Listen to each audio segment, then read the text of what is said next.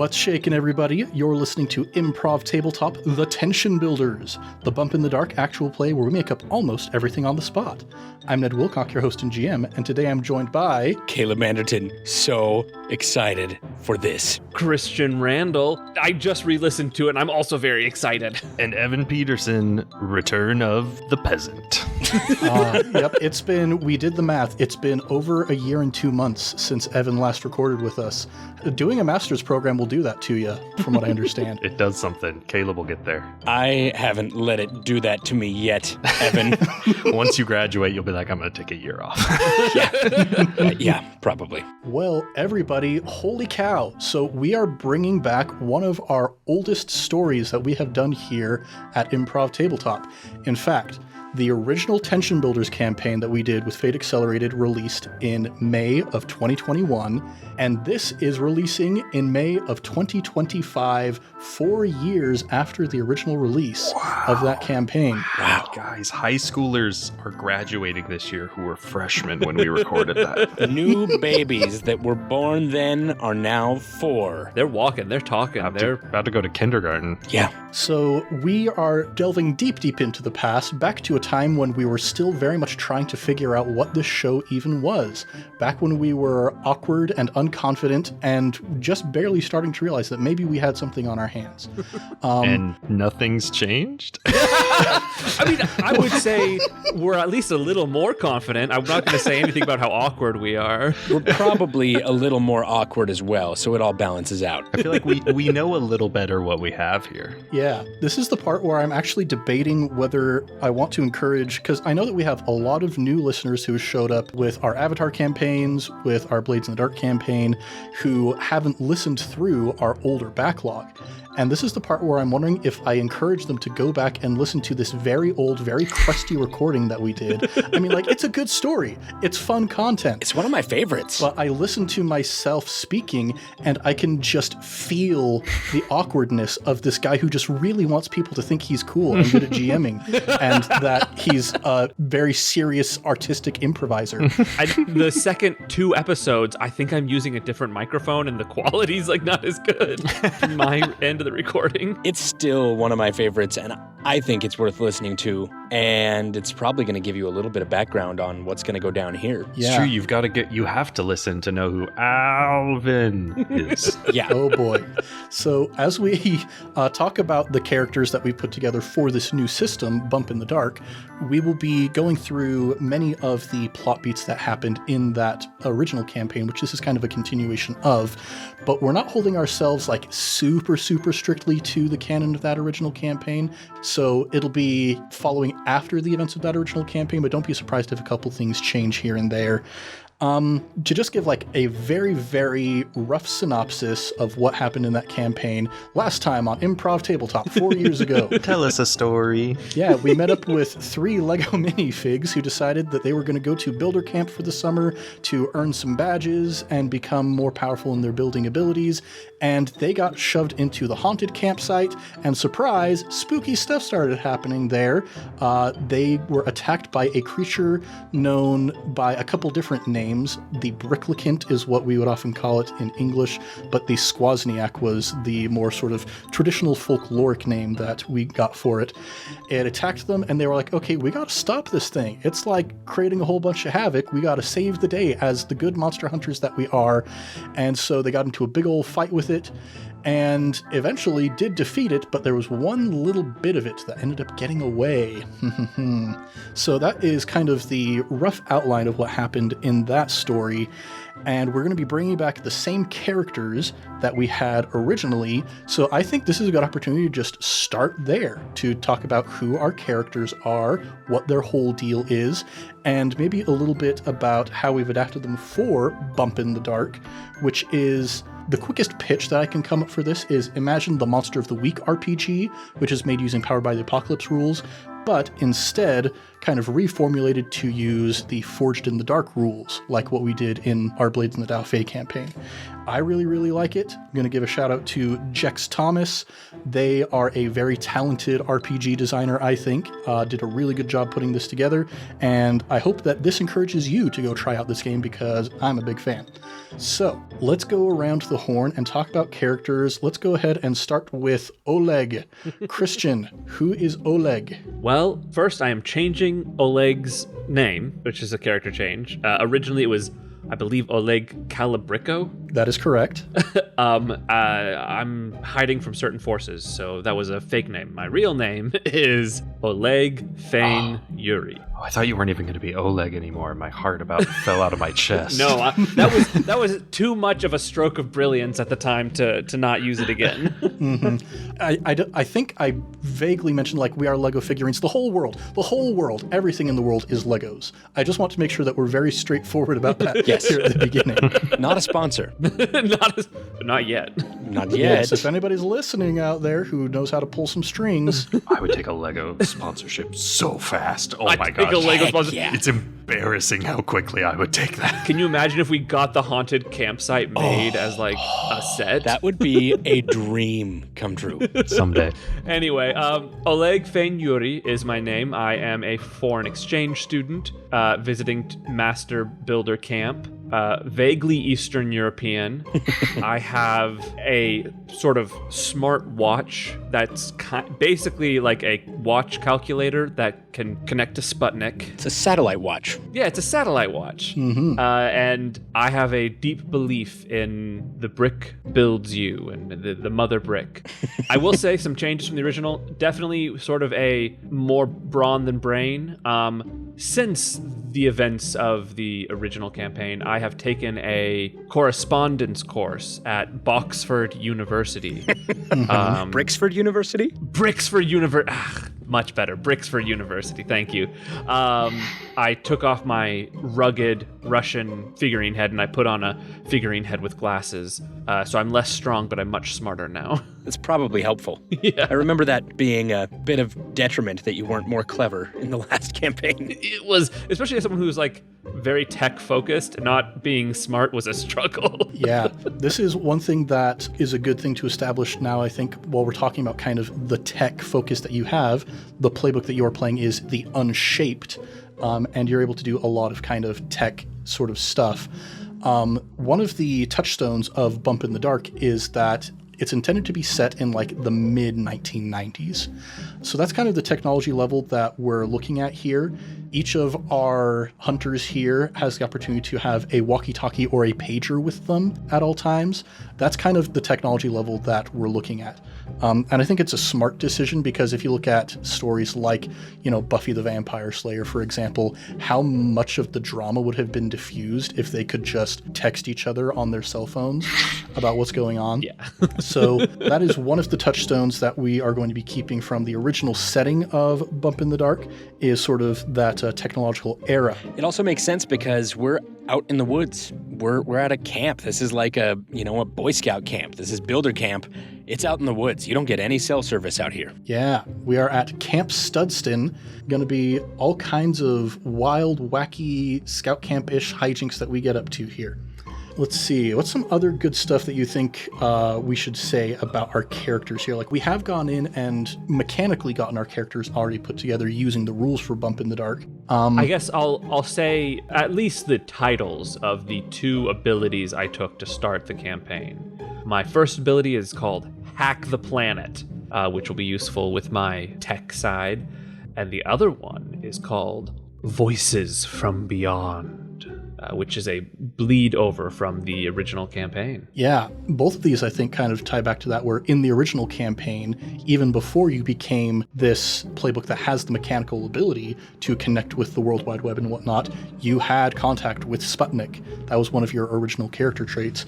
And also, you got kind of subsumed into the monster that you were fighting, and it kind of was sort of possessing you for a little bit. So that leading to the Voices from Beyond, I think, is very appropriate. Yeah. And then I guess if we're looking at what we've done so far, I'm definitely the three main things in this system are body, heart, and mind. And I am much more leaning into the heart and mind. My body is not what it used to be back 4 years ago. Let's see, I guess a couple other notes from your character sheet here that will also kind of help flesh out the world a little bit are your connections. One of the other things that I really like about Bump in the Dark, even though we're not using the built-in setting for this game, some of the touchstones that Jex put in here that I really want to maintain, one is a very community-minded sort of play style where we have this connection with the camp around us, with the world around us, and we want to do right by this camp. We want to help keep this community together because we care about it, and there's stuff here that's trying to sort of tear it apart. And the connections that we put together are not necessarily even just positive connections and negative connections, kind of like we had in Blades in the Dark. You've got your ally and you've got your rival, but we have one connection who is kind of trying to keep you grounded in your community, and one that is trying to either pull or push you away from your community.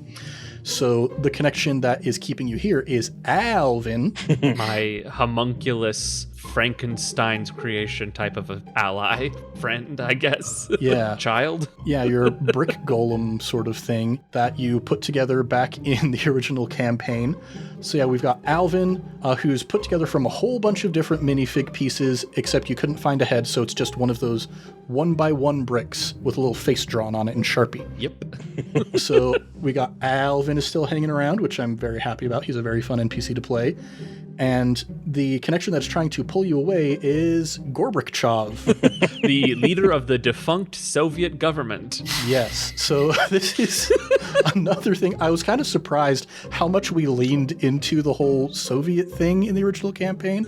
I don't know. Was that around the same time as Stranger Things was happening? Is that maybe where we pulled this from? Yeah. Okay. It was. So we've got like the old Soviet bunker that was just on the outskirts of town that you guys visited. You've got your connection with Sputnik, of course. You are an Eastern European exchange student coming here. And Gorbachev, I almost kind of envision him as the kind of guy who isn't quite ready to accept that the thing that he cares so much about doesn't exist anymore. Yeah, it's giving major like Doofenshmirtz or Major Monogram if you're a Phineas and Ferb fan. Yeah. So that is your other character there. Any other specific notes you want to make about Oleg before we move on to our next character? I think that gives a pretty good idea. Once we, start leveling up, we'll look at the level up questions, and those will be good things to know. But for now, I feel like that's a pretty good outline of who Oleg is. Indeed. So let's take a look next then at Pilfer the Pirate. Ahoy. Yeah, Evan, tell us about this crazy dude. Pilfer the Pirate is a pirate. He has a hook for a hand and a peg leg. Are you keeping the eye patch? Yes. He has everything a pirate should have. All on the left side, so you're all right. Yeah. Yes. Did he have a parrot? I don't know if he had a parrot. He did not. I don't remember a parrot, but if you want a parrot, you can have a parrot. I'm going to find a parrot. All right. In the woods. Parrot finding merit badge. All right. Pilfer the Pirate, he believes that a stranger is just a crewmate who hasn't climbed aboard yet. His body is his most dangerous weapon, closely followed behind by his heart. What about the gun he always has? He keeps a gun inside his legs. He will occasionally lift his torso off his legs to access a pistol. Mm-hmm. His connections are Giles or Giles? Giles, yes. Giles, his new first mate, who he just joined him last week. Mm-hmm. A young scout who looks up to Pilfer and wants to be a pirate who sails the seven seas for treasure and booze and mutually interested dames. Yes, of course. And his negative connection is a secret, even partially to him. Ooh. Okay, I like that. We'll hold on to that, and we'll let it be a nice, fun reveal later on down the line. But yeah, Giles is a good opportunity to talk about your rival troop, the Bric-a-Brac troop. Yes. Bric-a-Brac troop. We haven't said our troop name yet. Oh yeah, We haven't. we are Troop 42. Troop 42. Yes. Should we raise our claw hands and say the oath? Raise our claw arms to the square as possible and recite. Let's talk about that when we get to the stuff that we're doing with the troop mechanically. Did you write down that oath somewhere? Because I don't remember it. It's in the spreadsheet. It's in the spreadsheet. Don't worry. Good. So yeah, Giles used to be one of the patrol leaders of the Bric-a-Brac troop, who the reason you guys couldn't get into the good campsite that you usually get is because the Bric-a-Brac troop showed up too early and they essentially kicked you out. And they're just like so huge, they're so fancy. They've got like a well-oiled machine kind of operation they got going on here, as opposed to you guys who are very kind of rough and tumble and ragtag. And so obviously they are going to be your rivals, but you did manage to sway Giles and his entire troop, Troop X, his patrol, I suppose I should say. Patrol X. Using the scout terminology.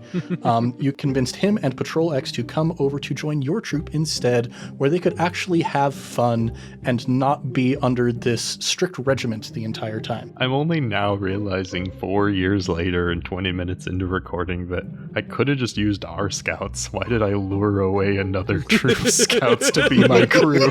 Well, from what I remember, it was basically just like Pilfer and Oleg, I think, were the only scouts in your That's troop. true. Oh yeah, we're tiny. We were Okay, a tiny I forgot. troop. Without that, we would be nothing. Yeah, you now have more than just 2 scouts in your troop, which is going to be very beneficial for you. A quick note on Giles. I had not watched any Buffy the Vampire Slayer when we recorded that original campaign. I didn't know that there was a major character named Giles in Buffy the Vampire Slayer. Oh, yeah. It just worked out that way. Perfect kismet. Derivative without even meaning to be. Nothing is original. Some things are more original than that. Let's see, some more fun things to know about Pilfer. You're playing the Stave playbook, which is a cunning scoundrel and crook. You have a lot of kind of social abilities that make it easy for you to schmooze your way and fast talk your way through problems. Mm-hmm. And you have, just like Thomas did in our Blades in the Dark campaign, taken the GM's Bane ability, where you can always know when someone is lying to you whenever you want. You don't walk through 100 pirate bars as a sucker and make it out alive. Oh yeah, I forget your age is a mystery. You're a young... Me age is known only to the sea. He mentioned something for like 40 years. Yeah. So he's at least 40 years old. He's up there. And you also have a monstrous ability. This is one of the fun options that happens at character creation. If you agree to make your character just a little bit more doomed than they might be otherwise, you can get a monstrous ability, which allows you to do fun supernatural things. And all 3 of our players have opted to gain a monstrous ability in exchange for being a little doomed at the beginning of the campaign. Mm-hmm. Thomas Ryan would be so proud. He would be. So proud. It just felt appropriate. He would have tried to get 2. Devil's bargain. Of course he would have. But mine is, I'm renaming it because it's called Precognition, but I'm naming it That's So Pilfer because it's essentially the ability from That's So Raven. That's so Pilfer. Anyway, if you haven't seen That's So Raven, you don't know what my ability is until we get into the campaign, I guess. That's the reward for everyone who watched That's So Raven growing up. All right, anything else you want to say about Pilfer before we move on to our final character? Let's leave me behind. I'm antsy to get into the game. All right, then let's let Caleb tell everybody about Master Brickithon. All right. Master Brickithon is the wise old scoutmaster, or the builder master, rather, who is here to rein in the shenanigans of these young, or maybe not so young, adventurous builders. I'm playing the Raven as my playbook, an expert thinker and watcher. Very heavy in mind, so good at reading and hunting and things like that. In the original campaign, it was revealed that Master Brickithon may have dabbled in the arcane or the occult when he was younger, and so I'm going to have some of that in there. Yeah, and along with that, you have many, many holes in your memories, which we discovered later on. You kind of had deliberately removed knowledge from your mind, kind of... Spoiler, spoiler, spoiler. For those of us who have seen Gravity Falls, in an attempt to remove some of the trauma associated with that knowledge, and now you're trying to bring it back. My brain went straight to Eternal Sunshine. Oh, It's so much darker. a little bit different. Very different vibes. A little bit different than Spoiler. from Gravity Falls. But yeah, so holes in the memory, and yeah, some of them put there by myself.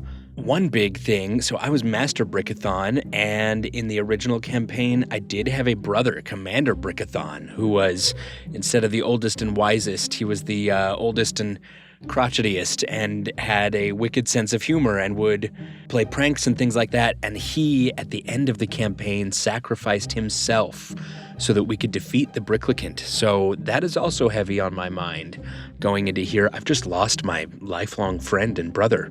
So we have Master Brickithon. We have, what you said it was Captain Brickithon? Commander. Commander Brickithon. Master and Commander. Master and Commander. If you haven't seen that Russell Crowe movie, gotta see it. Heard it's great. I don't know if you were going to read their names, but your two connections make this very hard to keep track of names. Yep. Oh, I'm getting there.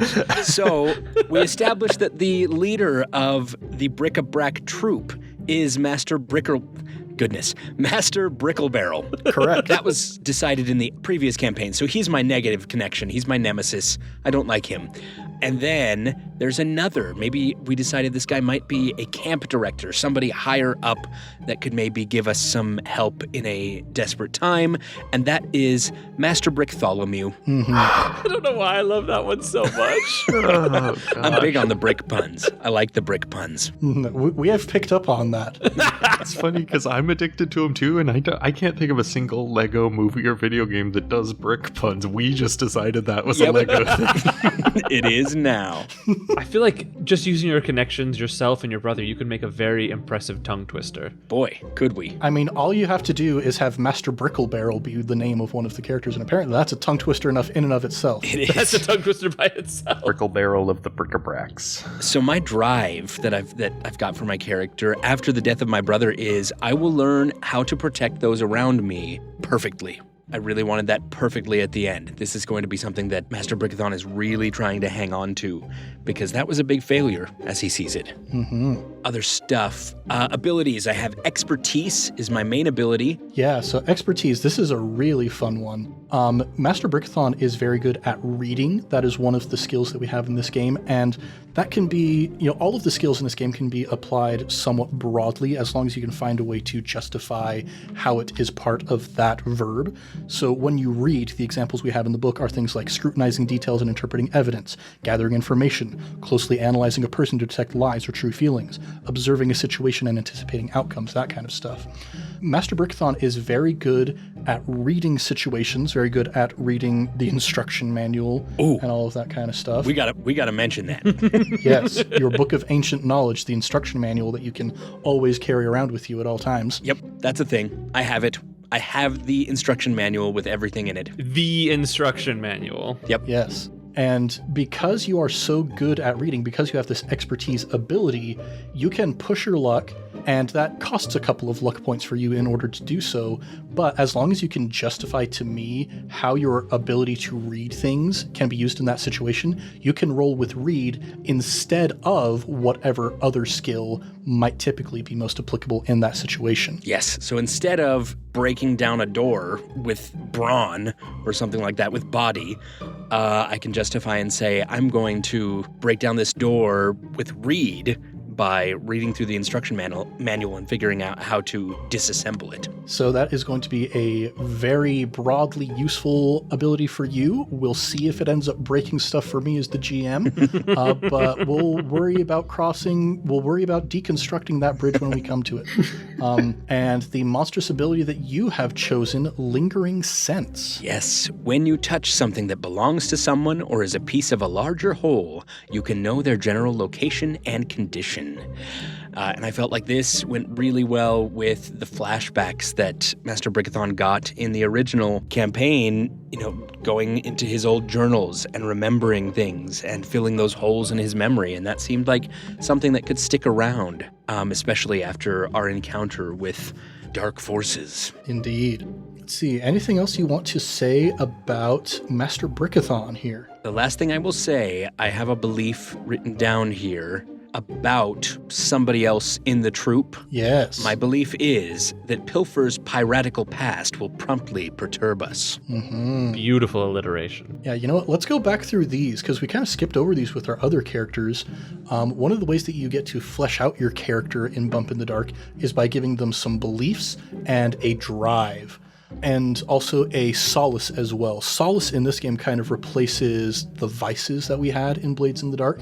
Let's talk about your other belief, because we each have a belief about the troop that we're in, or one of the other hunters specifically, and there's a belief about the world around us or about the supernatural. So what is your other belief about the world or the supernatural? Mine is there is something else that manipulates the bricks. Started to see beyond what is right in front of us and feel that there are larger forces at work. Indeed, because you people know how to manipulate the bricks, but what if there is something out there that has a little bit of control as well? Interesting. And then your solace, what is that for you? My solace is occult, reading my old journals, adding to my instruction book, doing a deep dive in my library and things like that. Trying to regain that lost information and subsequently being able to hopefully help impart some of that information to the people around you. Yes. All right, let's go back through the crew. Pilfer, what are the things that you believe? My beliefs are Oleg is a wizard, his technology be a mystery, Very piratical and superstitious. and there's no problem you can't build your way out of. He's kind of true to the old spirit of the master builders, you know, classic like Lego movie stuff, you know. Yeah. You gotta learn to build your way out of your problems. Indeed. And what is the thing that drives Pilfer? I'm trying to figure out exactly how to word it and how much I want to say, because it is about he has mysteries in his past related to his monstrous ability he's trying to uncover. Yes, his precognitive curse. His that's so Pilfer. Yes, why is this happening? Who knows? We'll have to find out. And your solace, I really enjoy. What is your solace, Pilfer? Grog. Just Grog. Nothing else on the character sheet at all to be acknowledged that Ned could use against me in later episodes. Are you sure about that? I thought there was a second thing. I think I see a second part. It's there. Okay, so if you look really close, this sheet might say Grog and shanties. But you have to look really close. Here, I'll make the font on shanties like 2. Oh wow, that is really small is really on the character sheet. Holy cow. I actually made it font size 2. Well, will I, as the GM, use that as an opportunity to force you into some interesting performance moments? We shall see. We shall see. We shall see. And now, finally, to Oleg, what are the things that you believe? Master Brickithon always knows what to do. It's true. Always. Master Brickithon is the infinite source of wisdom and always knows what to do. And then the other belief is the supernatural is always harmful and never helpful. I believe that. So if it ever looks like the opposite is true, I won't like that. I think Christian's still traumatized from the Blades of the Dauphin campaign. Yeah. Supernatural, bad. I have no idea why you would have that impression. What is your drive, Oleg? I will bring together instead of pull apart. Very wholesome. I do remember I have a little 1x1 necklace that I wear for the great brick, the source of all building. The brick that builds you. The brick that builds you in Mother Soviet land. The brick builds you. And then my solace is stargazing and astronomy, sort of tied into that faith of the great brick in the sky. And so these are all of our individual characters, but they operate as a troop. In official Bump in the Dark terminology, this is your pact. So we are Troop 42. Now, everybody, raise your clawed hand as square as you can raise it, and let us all recite the pact that we have made to the community around us. Have fun synchronizing this in editing. Oh boy. We gotta do this in character voice. Oh, you're right. We have to. You're right. Oh boy. Okay. That was such a train wreck. I think that's gonna be cut. No way that's salvageable. We'll see if that ends up staying in the episode or not. Amazing. So, similarly to how each of our individual characters have beliefs and drives and whatnot, there are certain aspects of our pact, of our troop, that are important. So the first one is the pact that we have made, the unspoken pact that we've made with the people of Camp Studston, with the community around us. And so, just for the sake of legibility, that pact is, on my honor, I will do my best to do my duty to brick and builder, and to obey the instruction manual, to help other minifigs at all times, to keep myself physically built, mentally built, and morally built. Yeah. This is also maybe a moment to mention that Evan and I met working at a scout camp. So we're going to be bringing a lot of that experience into the narrative here moving forward. I did not meet these two at a scout camp, but I spent plenty of time there because I was also a scout and earned the rank of Eagle and went to many, many scout camps. You thought we were awkward 4 years ago when we recorded this. Go back to when we worked at scout camp. Oh boy. Or don't. I had the name Burnsides embroidered on my jacket because I had thick sideburns because I was so happy I could grow them at 15 years old. One of the things that we do when we are mid-teenagers. I was never a scout, so I'll play along as best I can. Well, you're the foreign exchange student, so it makes sense. Right, that you're I'm a from. little bit. Yeah, I don't know what's going on here. Okay, the next thing we have for the pact is the internal promise that we've made to each other, the promise that we will always build each other up. Mm-hmm. This one will occasionally come into conflict somewhat with one of the XP triggers for this game. One thing that I think is really kind of fun and interesting that Jex has put in this game, at the end of each of our hunts we go on, we ask certain questions, and if we answer those questions positively, we get to level up our crew, and one of those questions is, did we struggle due to inner conflict or interpersonal drama? Because, you know, the stories that this game is inspired by, stories like Buffy the Vampire Slayer, like Supernatural, like The X-Files, all of these Monster of the Week style shows, it's not all just sunshine, lollipops, and rainbows for the people as they work together to try and stop these things. It's a little bit messy. There's some drama that goes on there. So there's this inbuilt mechanical incentive to be a little bit dramatic sometimes. How will that kind of fly in the face on occasion with our promise that we will always build each other up? We will have to see as that goes on. Now, the reputation that we have amongst the rest of the camp is, you gotta admit, they get stuff done. You can say anything else about them, but you gotta admit. Gotta admit, they get stuff done. Mm-hmm. Kind of ambiguous. They don't necessarily appreciate us yet. Is the stuff good? Yeah, we're still working on gaining positive notoriety within the community at large, but there is some notoriety and an acknowledgement of the fact that you have done some good things in the past. Methods may be a little bit unorthodox. We'll see maybe how that develops and evolves as the campaign goes on. Now, let's talk about our base, the haunted campsite. Yeah. So, aside from just the fact that we have this campsite, the front of which is sort of just, you know, the standard campsite that the camp provides for you. We've got the tents, we've got the fire pit, you know, all the typical stuff you would expect to see in a summer campsite. But you guys have also figured out a way to incorporate into your base the old derelict Soviet bunker that we explored in the original campaign. Yes. Which is a thing that, yes, did really happen. Yeah, the original bunker was not too near the campsite. Yeah, I think we talked about the fact that there was like a tunnel you had discovered that leads from your campsite into the bunker, which is how you have sort of easier access to it. Secret tunnel. And because of this, we have a few different upgrades that we've got. The base is hidden. It has a secret location and is disguised to hide it from view. You have quarters in your base where all of you can live and stay without needing to go somewhere else to sleep and all of that. It is secure with locks, alarms, and traps to thwart intruders. You have a library that you discovered. Like, we have kind of this idea that as we continue to expand and upgrade the haunted campsite and the bunker, that it's just like, okay, we finally figured out how to crack into this room. What on earth is inside? Mm-hmm. And we rolled a d6 to see what was going to be inside this first room that we cracked open, and we ended up with a library fully stocked with all the important tomes on arcane knowledge, rituals, cryptozoology, demonology, and more. Master Brickithon is very happy about that. And as we continue to upgrade the base, we will see what ends up happening, what other different upgrades we end up getting. Now, the ability that we have taken as the group is the trained ability, which gives each hunter another dot in rec, sneak, or hunt, their choice. So they're a little bit more adept at one of those skills.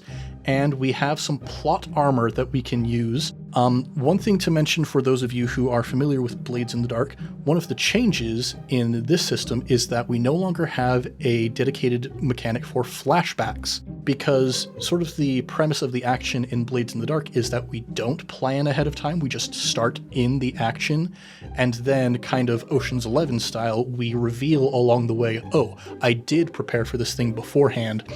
With this game, a lot of the action happens in the investigation leading up to finally confronting the monster, trying to figure out what the monster is. And so because we're doing that a little bit more on kind of a traditional linear narrative storytelling kind of fashion rather than having all these flashbacks, the trained ability gives us some kind of limited opportunity to still have something similar to our flashbacks. Once per hunt, each of our hunters can expend their plot armor to reveal how their training prepared them for this specific scenario. So we get a little opportunity to be like, okay, in this specific instance, I did do this thing kind of ahead of time because I am trained. Now, as we were preparing, we got to a certain point in our pact creation and decided the rest of this will be more interesting if we do it on the mic, kind of collaboratively, and allow our listeners to get in on that, because this is not so much about the mechanical stuff, it's more about fleshing out the world and the stuff that's going on here. So the first thing that we want to do is establish some pact relationships, because our troop members here are not the only people who inhabit Camp Studston. We've got other scouts, we've got staff members, we've got defunct government leaders apparently kind of hanging around as well. I didn't realize that he was here. I assumed he was somewhere else. Maybe he is, maybe he isn't. We'll find out. We'll play to find out where Gorbrick Chav is. But yeah, we're going to go around, and each of us is going to have an opportunity to talk about some factions that we have interacted with. So as a pact, we're supposed to first choose a faction that's been helpful to you in the past and take +1 status with them and explain how they've helped you out of a jam. So, who do we think is a faction that we are on good terms with? Maybe this is just a holdover because I just finished Severance Season 2 last night, but I'm picturing the scout camp having a shadowy, secretive board of directors that oversee the camp, that watch everything, and are impressed mildly by our first encounter with danger within the camp, and they're keeping an eye on us. So it's very slightly that we are in good favor with them because we did successfully keep the Bricklicant at bay. I like it. I like that. I also like this idea because that also ties into one of the themes that Jex wants to emphasize with this system, in that it's not just the monsters that are causing problems, it is the organizations that are, in many instances, kind of exploiting people. And so this is something that we want to kind of have an opportunity to delve into in our setting, even though it's not the same setting, that there are monsters that are not, per se, the dictionary definition of monsters. So I do like the idea of having, I mean, do we just straight up call them the board? No, Or the the base base plate. The base plate. All right. Evan, that's that group mind. That's that group mind. Okay, the base plate. Ned, could Master Brickithon potentially be on the board? The base plate. The base plate? Sorry. Yeah, I think we'll go ahead and say that Master Brickithon, we'll say he is the camp director. Okay. As such, he would certainly have to have interactions with the base plate, and maybe we don't know how friendly he is with the shadowy organization. Okay, I like that. Guys, I just realized how much of a missed opportunity we've had this whole time. What's that? I want to change our troop name.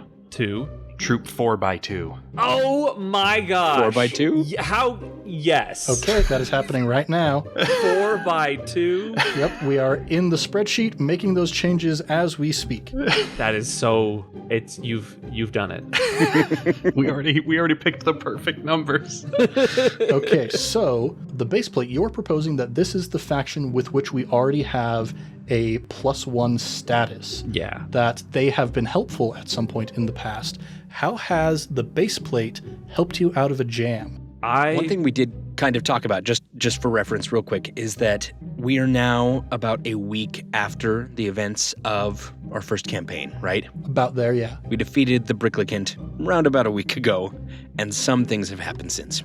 I like to imagine they may be the group that somehow tipped us off to the hidden trapdoor leading to the bunker from the haunted campsite. So they sort of helped us. They're like, just so you know, this is in your campsite.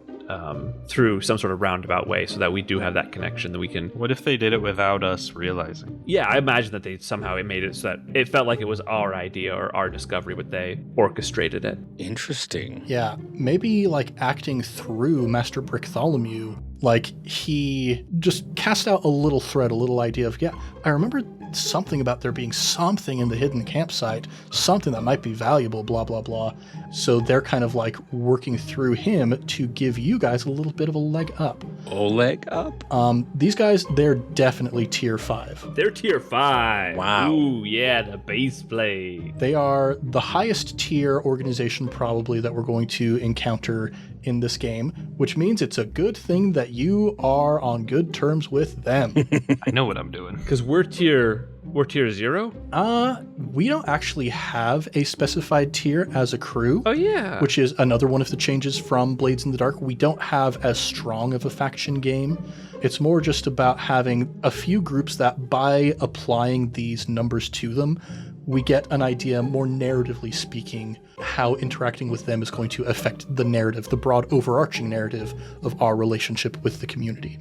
Now that we've got our positive relationship, we also have a faction that we've hurt or screwed over in some way. We take -1 status with them and describe what happened. I think this has to be the Bric-a-Brac troop. Yep. For sure.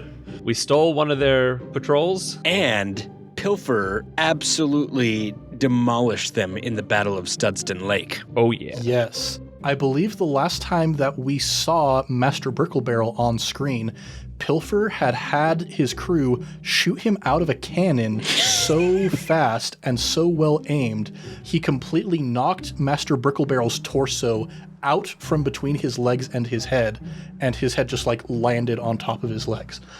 So they're not happy about that. They're a little bit peeved about that. I ain't sorry.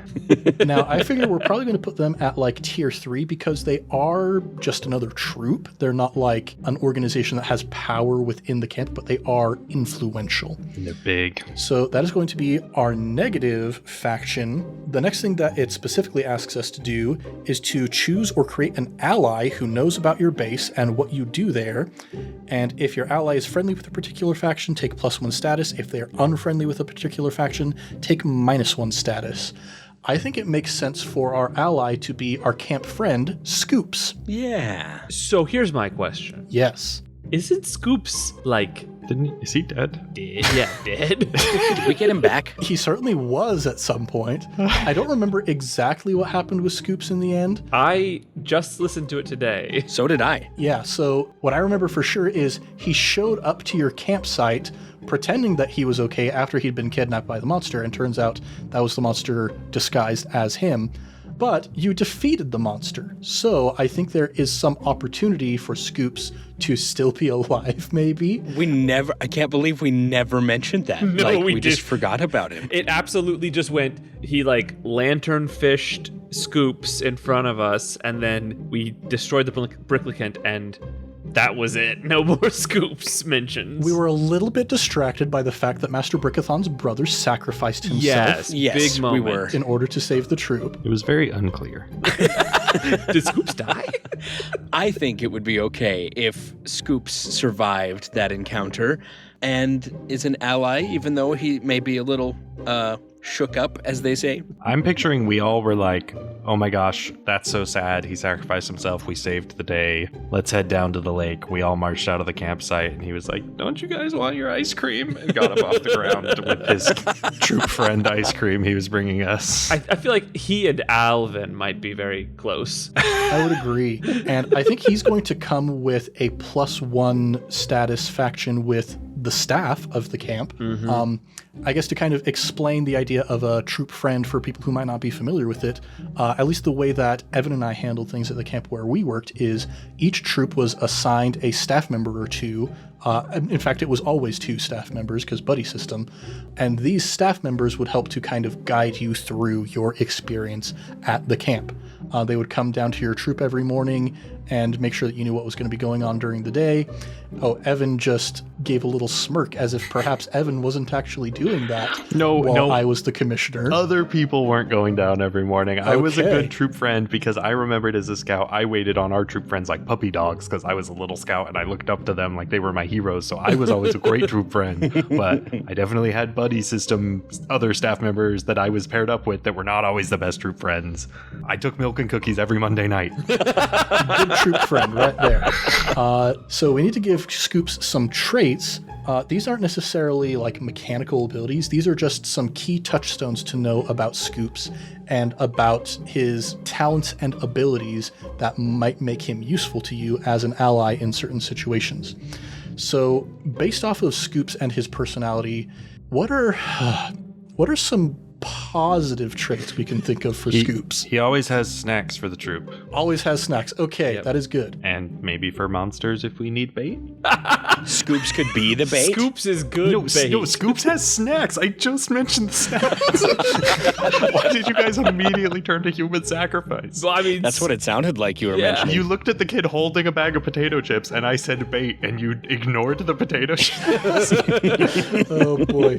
I think that Scoops is familiar and connected with all of the current goings-on around camp. Okay, so he has snacks, he's connected, and let's get one more good positive trait for Scoops. eager to please. That he is. I mean, the mantra was, gotta keep the campers in the haunted campsite happy. That's true. All right, so that is our good friend Scoops. His quality level, Scoops, if I'm being honest, he's not a super competent guy. Like, he's got a lot of passion, and that counts for something. But I think he's going to start at a quantity of 1. And he is not a crew, he is just an expert. What's he an expert in? Snacks. Having snacks, being connected, and being eager to please. So quality of 1 still counts as an expert because that's just the type that he is, Just, not Yes. just the quality. It's a title. Yes, we have experts and we have crews. And if you're not a crew, you're an expert. Okay, so we're going to get a +1 status with the staff. I think they're going to be tier 4 because they do kind of run stuff. I don't know, should we get a bit more granular though than just the staff? Because like within the staff there are the different areas. Like when I first started working at camp, there was this huge rivalry between the nature area where I worked and the waterfront where Thomas Ryan worked. I don't entirely know why that rivalry existed aside from the fact that the nature area was super annoying. And it was exhausting. Yeah, what a thing it was. So maybe instead of just the staff broadly speaking, we have a +1 faction status with the area where Scoops works, and then maybe a -1 status with their rival on the staff. I think that's a good call. I like that. He's commissary staff. He's commissary. I'm just going to call it right now. Okay. I can say that because I worked commissary for a week. Yep. The commissary is the staff who help to provide all of the food for all of the scouts in the camp. Makes sense. They're not out there teaching merit badges or anything, but a vital part of the movement of the camp. Not necessarily the most exciting, from what I understand. Let me tell you about commissary real quick. Oh boy. I'll break this down in 30 seconds. Commissary is where you send some of the staff that don't always interact well face to face with the kids, but it is also the place where the hardest working individuals at camp are because they have to get up so early in the morning. I worked harder in commissary than in any other area that I ever worked at camp, and I got pulled in and told that like, hey, your supervisor is like, you need to like work harder. And I was like, I'm already working harder than any other area. And they were like, you're lagging behind. So I have a lot of respect. It is an incredibly hard job. And it is also kind of a place where they send some of the people who are a little more awkward or not as good face to face with the kids. So, All right. I just learned something about commissary today. After my 5 years of working at that camp, I still learn something new every day. Okay, so we've got a +1 status with the commissary. Honestly, having a +1 status with the people who control all of the food distribution in the camp, Oh man, that's pretty great. That's yeah. we can use that to our advantage against the bric-a-brac troop. So good. And to be hooked up with the awkward people is also, I mean, that feels like it's very much in our wheelhouse. Wow. Oh boy. Okay, so we are friends with the commissary. Now, which staff area do we think is rivals with the commissary? Rivals with the commissary? Yeah, when you were working commissary, who was the meanest or worst to you guys? I made a mistake here because people are actually pretty chill with commissary. I mean, they kind of ignore commissary. You can't be mean to commissary because commissary has to wake up like an hour and a half earlier than you. So it's like, Who would stay up the latest and possibly cause noise to keep the commissary awake? Waterfront. Okay. So we have a negative status with Waterfront. Maybe they're also not a huge fan of the fact that Pilfer... Is a pirate. Yeah, that makes a lot of sense. My interaction with them in the last campaign was vaguely positive, actually. Well, that But was with... then you brought a pirate ship onto their lake. Yeah, and that was with like 1 or 2 employees that were already kind of disenfranchised with the whole vibe. They wanted to become pirates. If we could do that, or I could also see it being shooting sports, archery and rifle shooting. I don't know that we want to have a negative status with the people with guns. You mean me? No, one of my other favorite things, though, mechanically, is that Master Brickithon, this kindly, wise old man, he has a customized handgun as the Raven. Yeah. That's a very Scoutmaster possession, let's be real. I mean, maybe it's a grappling hook gun. Maybe. Grappling hook! I definitely had a Lego set with one of those in it. Okay, let's stick with Waterfront.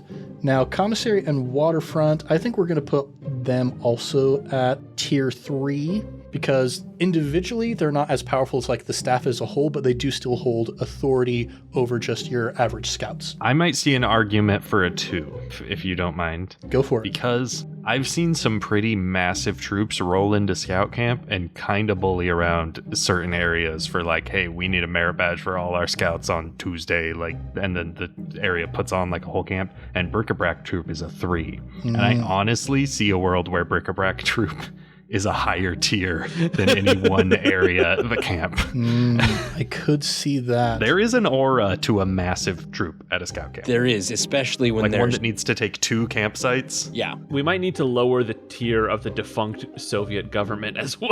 Lower it further. Yeah, so this is another one. We haven't actually mentioned this yet, but we did put the defunct Soviet government as a faction while we were doing our previous bit of preparation. Because I like to imagine it might just be Gorbachev and like maybe his assistant. His secretary. Yeah. Julie, to the thing. Yeah. But it's an incompetent Julie. So yeah, the defunct Soviet government is a tier 1 faction with a status of 0. Just kind of ambivalent, it sounds like. They're just kind of there. Now, one thing I'll mention about the Waterfront, though, is Waterfront is like, at least when we were working there, that's the cool kid area to work in. It's true. They have a lot of like social clout. It's really hard for listeners of this podcast to believe, but yes, Thomas Ryan was considered the cool kid. Like, I can't actually stress enough. He was kind of like the leader of Waterfront, like there for a bit. Wow. So he wasn't just a cool kid, he was like the cool kid, man. Yeah, after the cool kid before him left, because there was one guy before Thomas that was like the guy. What happened? How did he fall so far? He got a promotion, and him and Ned were commissioners, and then it all went downhill. Ain't that the truth? I think we want to keep Waterfront at tier 3 because they're so cool. I want to keep Commissary at tier 3 because they do a lot of work behind the scenes. Okay. So I think with that in mind, we're going to move Bric-a-Brac Troop up to tier 4. Oh, That's fair, man. actually. Okay. Holy cow. That matches with my... There were some big troops that, like, our boss would just go visit their camp just to talk to the scoutmasters, because, I don't know, it's a whole thing. Yeah. No, it is, though. I remember. Master builder politics, man. Mm-hmm. Yeah. Yeah, I was the camp friend for Troop 315, I think it was. This is such a niche reference. I doubt that anybody listening to this is going to have any context for how big, how massive that troop was. But cool guys, largely speaking.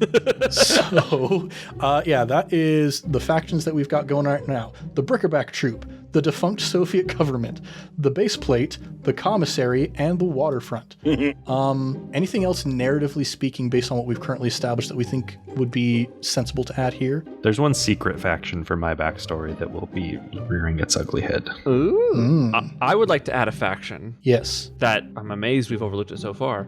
The unquiet spirits of our camp. Ooh. Oh, yeah. Yeah, the ghosts who literally live in your campsite. The ones that are extremely visible, and yet the haunted nature of our campsite is still just a rumor. Hotly debated. Like when we fought the Bricklicant, they had pulled up lawn chairs and were eating popcorn to watch us fight it. They had playbills. They had playbills for the show, and people still... I accidentally killed 2 guys and they became ghosts, and it's still like, is that place haunted? That was one of my favorite moments. Okay, so the ghosts. Do we say that the ghosts are maybe -1 status with you guys after all the shenanigans you've pulled? I don't know. I mean, we provide entertainment. They enjoyed, they had popcorn and a playbill. I guess it depends if they liked the fight. We also increased their numbers. Yeah, we got 2 new guys to join them. That's true. Okay, we're gonna put them at completely neutral for now. That's They're true, still 'cause- trying to get a read on you guys. We did also establish that the 2 guys I killed were kind of jerks. Yes. So All right, so the ghosts are status 0, and even though there aren't many of them, they are a little bit more potent than your average regular minifigs, so I think we're going to put them at tier 2, even though there's not many of them, to represent the fact that they do have arcane occult power. Though they be but little, they be fierce. But a lot of people don't even believe they're there, so that makes sense, honestly. Like, tier 2 fits. People don't even believe in them. What if it's like a Harry Potter Thestrals thing where only some people can see them? only because we got assigned to the haunted campsite can we? Yeah. Once you get assigned to the haunted campsite, suddenly it's like, oh, there's ghosts everywhere, but everyone else is like, I don't know, maybe. They can't see them. They haven't been assigned. Okay, we got more lore going on here.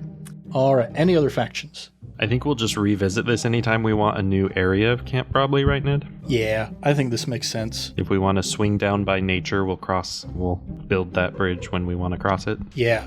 In fact, that's the next thing that it encourages us to do is to develop our play area, that everybody gets to add a new location. I think we've already got kind of enough locations established to work with based on what we've already done. We've got the hill with Master Brickithon's old thinking place. We've got the lake. We've got, the lodge where all the staff works, all of this stuff. So I think we're probably good to go on that front for now. We've got a trading post with the one and only Dame. The one and only Dame who has an Etsy shop. So I guess we've got all of the mechanical stuff taken care of at this point.